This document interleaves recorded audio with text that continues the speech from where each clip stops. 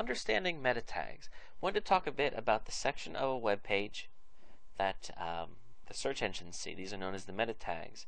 And of course, if I show you here, that's between the header section here. And you're going to go out and find that just about every page, if the webmaster is smart, they've done their meta tags, because you're foolish not to. So let's talk about the first one, the title tag. This is possibly the most important part of your page, because it's a big deal. The title of your page is kind of like the title of a book. It's representative of what the book is about. So simply put title, and then the title of your page, and then the ending, the closing tag. So let's go ahead and do that. Let's put a title in here. Actually, it's already in here. So right there, the title, and then just put it here. This is the title of my page, and then close it with that. And that's it. That's the title tag. Now we go to the preview, and you don't see anything. Actually, the title of a page does appear in a browser. Let me go ahead and show that to you. The title is what appears right here. So the title of this page is How to Train a Dog, and then so forth. So when you do a search on Google, oftentimes, not always, but oftentimes, what comes up here is the title of the page. So there you go. Title certainly is important. Okay, moving on. Let's see here. Description meta tag. This is also important, not as important as the title, but still important. This is a chance for us to describe what the page is about. And this is the code that you use. Meta name equals description, content equals information on dog training includes help with barking. That was the description that I went ahead with.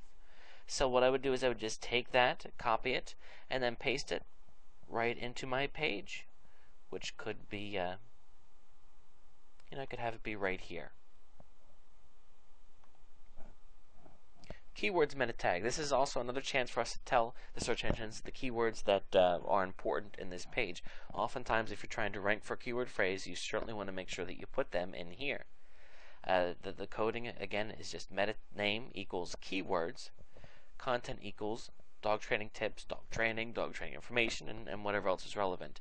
Now, back in the good old days, people used to keyword stuff, meaning that they would put about a bazillion keywords in here, and that trick doesn't work anymore. In fact, it can hurt you. What I would suggest you do is not go crazy and just have 5 to 10 keywords in there that describe your site. You don't have to do it.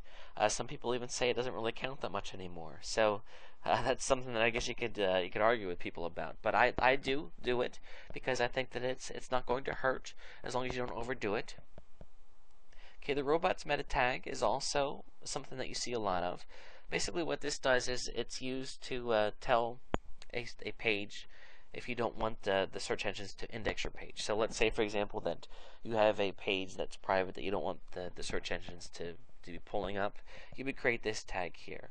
There is also a way to make this tag, change this tag so they know to follow, but the default is that they will follow, so you don't actually need it. So this actually isn't that important of a tag, but I wanted to include it just to include it. So that's the meta section, the basic gist of it. And you should now have an understanding of how website works. Now, we had talked before about how to take these files and upload them with your FTP. Of course, you would just go in here and save the pages, and then you would connect with your FTP program and upload them to your site, and then they will look just like they do here. Pretty cool, huh? So, again, if creating a web page is going to be difficult for you, you can learn, but if it's something you really struggle with, why not go out and pay someone to do it? You can go to a place like Rent a Coder, Get a Freelancer, places like that, and just spend $20 and have a landing page created for yourself. It's actually not a big deal. And then of course, since you'll have a starting point, then you can go ahead and change things around as you move forward. So that is how it works.